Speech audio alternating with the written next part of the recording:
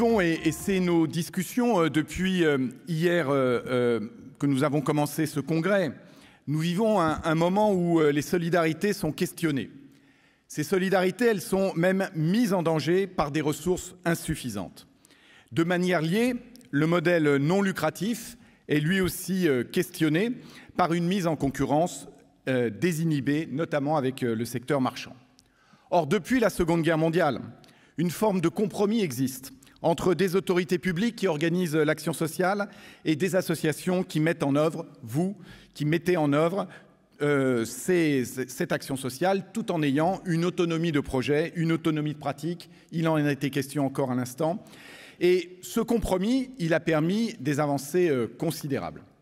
Et c'est finalement ce compromis qui est touché aujourd'hui. Il est touché dans ses fondements quand on laisse entendre que les problèmes de la société française trouveraient leur solution en fragilisant encore des parcours de vie déjà difficiles et quand c'est le concept même d'État-providence qui est mis en cause.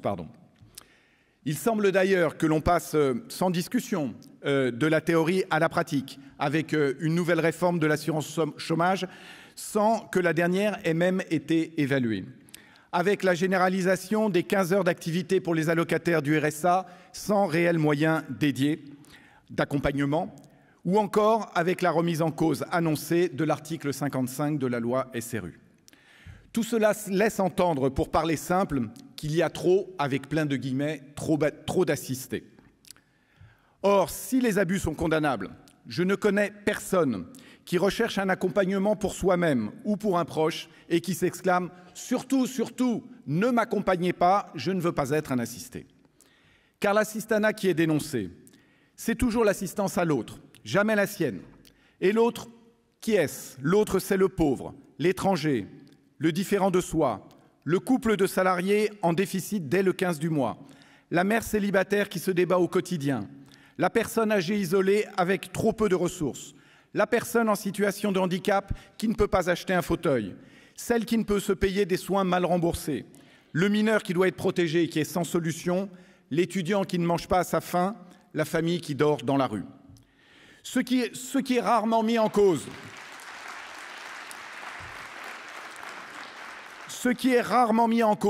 c'est le soutien acquis par la naissance de celui qui a la chance d'une vie confortable. Et donc la seule question est de savoir à qui plutôt a droit à ces accompagnements et quelles sont les conditions qui permettent que ce droit soit effectif. Il en était encore question hier et aujourd'hui. Car si nous défendons un État protecteur, nous ne le réduisons pas à cela. Nous voulons en plus un État qui émancipe, un État qui permet à toutes et tous non seulement de vivre, mais aussi de se projeter, de mettre en œuvre son pouvoir d'agir sur son propre parcours de vie. Bref, un État qui permet de ne pas voir son avenir confisqué, pour reprendre le titre du dernier ouvrage de Nicolas Duvaux, le président du CNLE. C'est aussi le sens de notre engagement dans le pacte du pouvoir de vivre depuis sa création. D'ailleurs, la loi de 2002, qui définit nos actions, est très claire. Je la cite. L'action sociale et médico-sociale tend à promouvoir l'autonomie et la protection des personnes, la cohésion sociale, l'exercice de la citoyenneté, à prévenir les exclusions et à en corriger les effets. Tout est dit. L'autonomie, la cohésion sociale et la citoyenneté viennent en plus de la protection et ne se réduisent pas à celle-ci. C'est pour cela que l'action sociale, médico-sociale et sanitaire ne peut servir sans cesse de variable d'ajustement des déficits publics, sauf à assumer de laisser des personnes sans solution. Ici, ce sont les valeurs constitutives de l'UNIOPS, la primauté de l'humain qui nous engage. Nous ne laisserons pas changer l'orientation sociale de la République, ni aujourd'hui, ni demain, car cette orientation sociale, c'est la République elle-même.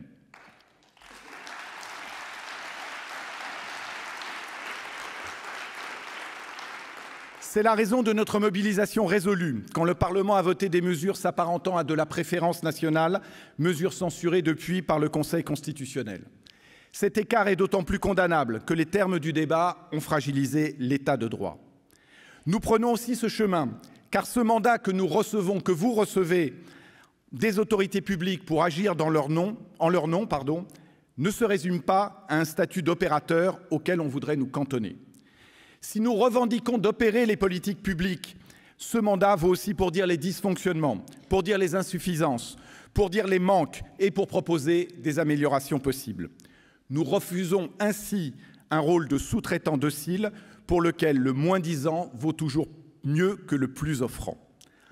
À l'inverse, pour les pouvoirs publics, laisser le marché aller toujours plus loin dans le domaine de l'humain, au-delà des scandales déjà évidents dans les secteurs du grand âge et de la petite enfance, c'est choisir que la finalité de la rentabilité prime sur d'autres considérations.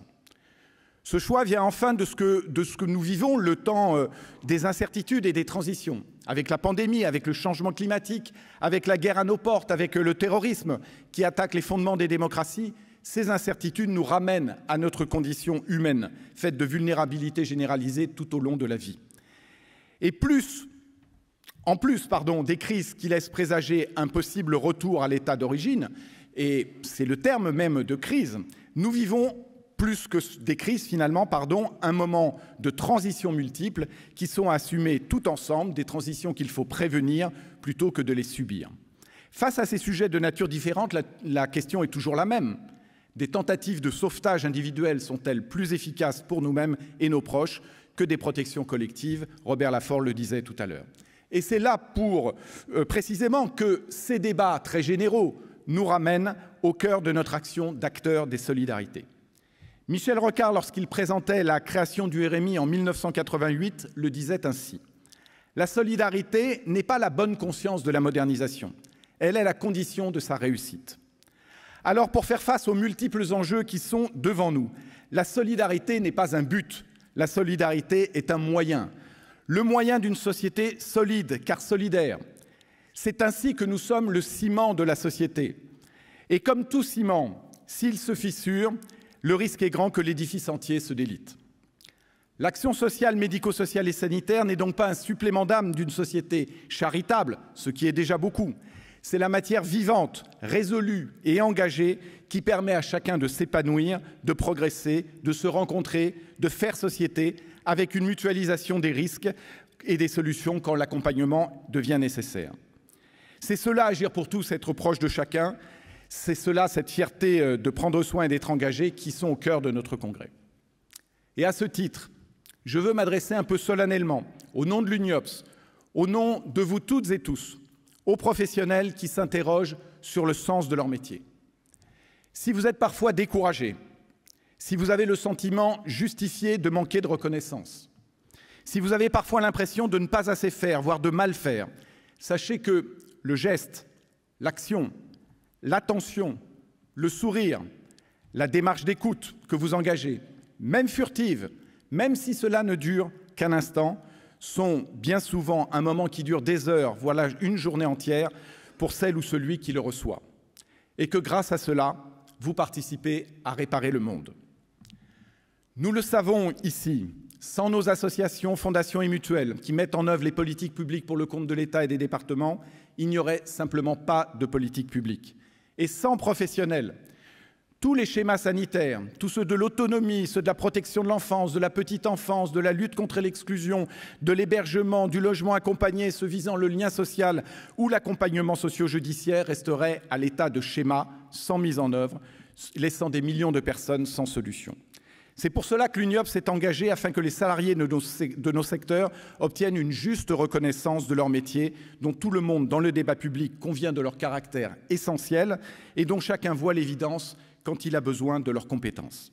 Pour l'UNIOPS, les droits fondamentaux des personnes, la reconnaissance des métiers de l'humain et la défense du modèle non lucratif des solidarités sont les trois faces d'un même sujet. C'est la France résolument humaine, pour reprendre le titre de notre projet politique et stratégique. Et si nous pouvons parler formation initiale et continue, qualité de vie au travail, management à l'écoute, pouvoir d'agir des salariés, transformation de l'offre au plus près des personnes, tout cela a un point de passage obligé, que les finances publiques permettent une juste revalorisation des métiers, cela avec des taux d'encadrement permettant un accompagnement digne.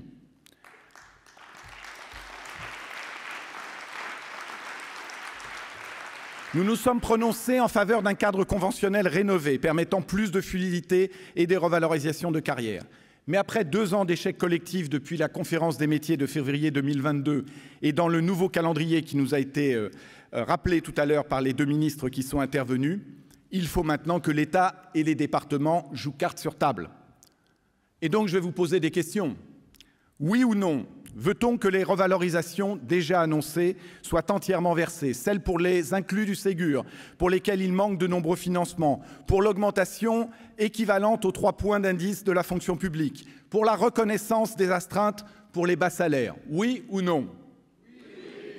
Oui ou non, veut-on en finir avec les oubliés du Ségur? Oui ou non, veut-on améliorer les taux d'encadrement comme condition indispensable à des actions bien traitantes? Oui ou non, finalement, veut-on améliorer globalement la situation des salariés de nos associations pour lesquels nous ne pouvons qu'agir à leur côté? J'ai bien entendu vos réponses. Et cela tombe bien parce que j'ai plutôt les mêmes. Aujourd'hui, c'est donc à l'État et aux 101 départements d'apporter les leurs.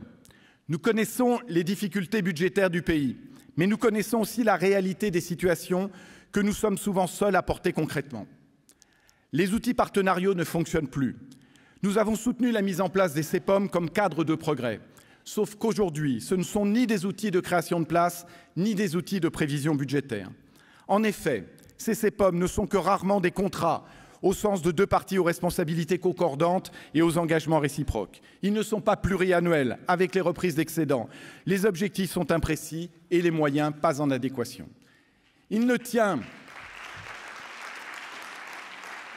pas compte de la réalité des coûts, ni de celle de l'inflation depuis plusieurs années, ni même des évolutions du cadre légal comme avec la loi Egalim. Ils sont de plus en plus colmatés par des crédits non renouvelables, non reconductibles, par nature instables. Or, chacun sait les évolutions démographiques et la hauteur des besoins. Elles touchent toutes les régions et tous les acteurs des solidarités. Pour objectiver les situations, nous avons proposé que soient établis par territoire des états des lieux partagés des besoins actuels et à venir avec l'État, avec le ou les départements, avec la région considérée et avec nous, les acteurs de terrain. Plus globalement, au-delà de la reconnaissance des professionnels, le vieillissement de la population, le Covid social long que connaît la jeunesse, avec des souffrances psychiques en grand nombre, les besoins en santé qui vont continuer d'augmenter, la transformation de l'offre de haut niveau pour une approche inclusive et domiciliaire. Tout cela appelle à un débat citoyen sur les ressources que notre pays veut consacrer aux solidarités et sur les moyens de les obtenir à travers des cotisations fiscales ou sociales de manière mutualisée de notre point de vue. Dans ce contexte, le choix est clair. Alors que la maison des solidarités risque de s'affaisser, nous refusons que l'on regarde ailleurs. On ne peut plus continuer d'agir ainsi, sans perspective, alors que nos organismes, établissements ou domiciles sont des entreprises du champ de l'économie sociale et solidaire, donc de vraies entreprises. Et aucun secteur économique ne peut se développer avec des réglementations changeantes suivant les cadres départementaux disparates, avec un fonctionnement en silo qui ne pense pas parcours de l'usager, avec des dizaines de demandes de financement dissemblables parce que les autorités publiques ne s'accordent pas entre elles, tout cela sous un amoncellement de normes qui parfois ne se justifient que par elles-mêmes. Si on a jugé utile de consacrer des centaines de millions d'euros pour sauver un groupe marchand qui a failli, cela afin de ne pas laisser des personnes accueillies sans solution, alors à quand le même effort pour permettre au secteur associatif d'être conforté dans son modèle socio-économique, de se développer, d'innover et d'embaucher.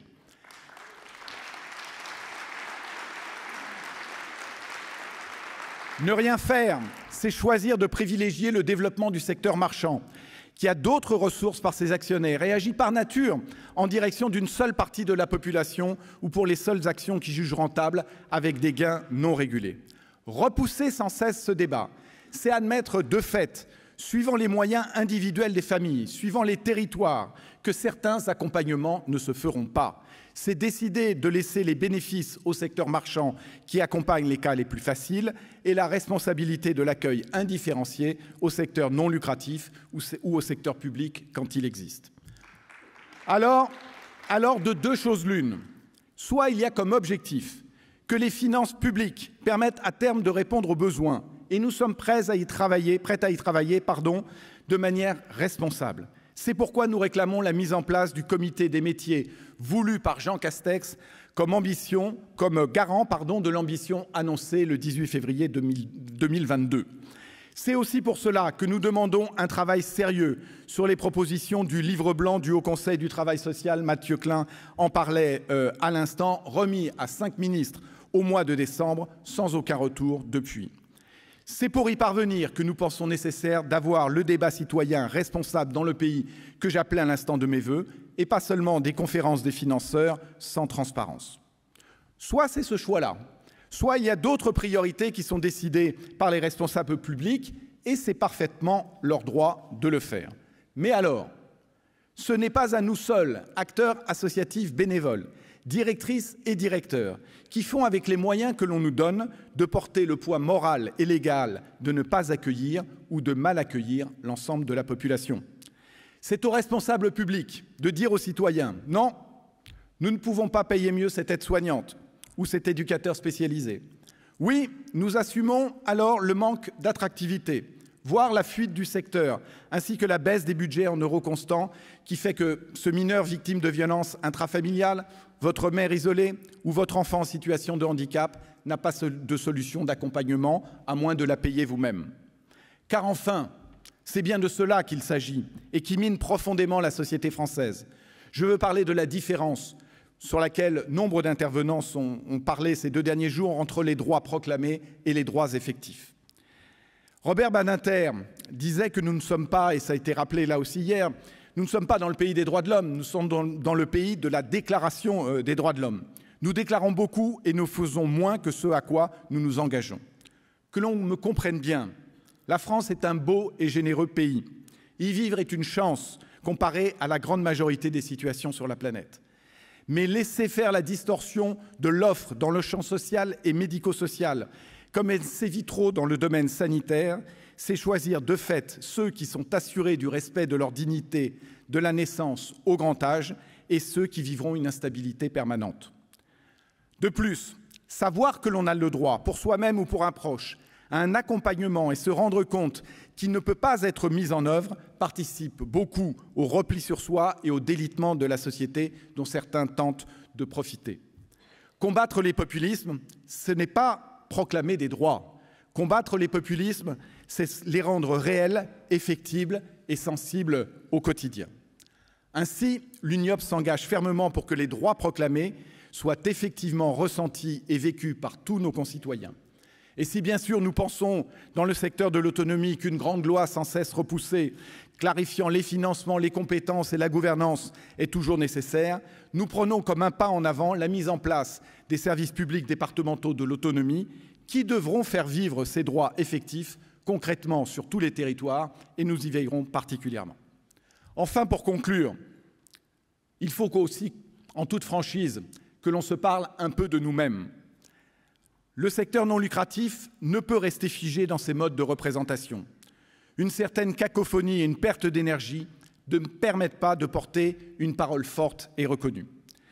Pour donner une image que j'ai entendue récemment dans une pièce de théâtre de Jean-François Sivadier, dans la jungle, être végane n'empêche pas d'être mangé par un lion. Vous avez l'image ? Dit autrement, mettre en avant notre non-lucrativité n'empêchera pas le secteur marchand de prospérer si on lui en laisse la possibilité. Cela demande avant tout de la régulation publique. C'est le sens de la pétition que nous avons adoptée, que j'ai remise en votre nom à Madame Khattabi tout à l'heure. Mais cela nous demande aussi de nous interroger sur nous-mêmes. Faisons-nous tout ce qui est souhaitable pour porter une voix forte et audible? Nous n'avons pas de tracteur, donc nos exigences pèsent peu jusqu'à présent. Si l'UNIOPS vit plutôt bien, et si l'UNIOPS vivra encore longtemps, notamment en défendant, vous pouvez applaudir, allez-y, notamment en défendant notre spécificité d'une approche intersectorielle et interfédérale, pour nous, cela n'est pas suffisant. Ainsi, je veux faire ici, devant vous, une proposition. Fidèle à nos origines et sans hégémonie, j'appelle les fédérations partenaires, les grands réseaux, qui ne sont pas adhérents à notre union, à ce que nous nous retrouvions dans un comité permanent du secteur non lucratif, des solidarités et de la santé. On ne peut pas rester ainsi, prôner les coopérations au niveau local, regretter les silos publics et les reproduire nous-mêmes. On ne peut pas se parler aussi peu ou aussi rarement au niveau national. Nous pourrions ensuite, dans une relation de confiance, envisager des états généraux des secteurs social, médico-social et sanitaire solidaires afin de refonder nos modes de représentation pour éviter l'éparpillement actuel et les concurrences délétères. Cela pourrait aboutir à des coopérations resserrées et structurées, avec un objectif: parler fort, de manière audible et d'une seule voix, afin d'avoir plus de poids dans les décisions publiques et plus de reconnaissance auprès de nos concitoyens. Cela peut vous sembler utopique, mais je pense, au vu de mon expérience et de ma pratique, que cela est absolument nécessaire. Et je sais que vous m'en avez parlé pour beaucoup d'entre vous, beaucoup, voire tous nos adhérents le demandent. À nous d'impulser cette dynamique unitaire et à vous, adhérents, acteurs de terrain, partout où vous siégez, de la faire fructifier également. Nous, l'UNIOPS, nous y sommes prêts. Pour conclure, vous savez, Claude Alfandéry, cette grande personne du champ de l'économie sociale et solidaire qui vient de nous quitter, nous appelait à l'engagement dans son dernier message par ces mots: « Agissez comme si vous ne pouviez pas échouer. » Alors, monsieur, nous vous avons entendu. Nous agirons. Car pour toutes les personnes accompagnées ou qui devraient l'être, nous savons que nous n'avons même pas le droit d'échouer. Merci.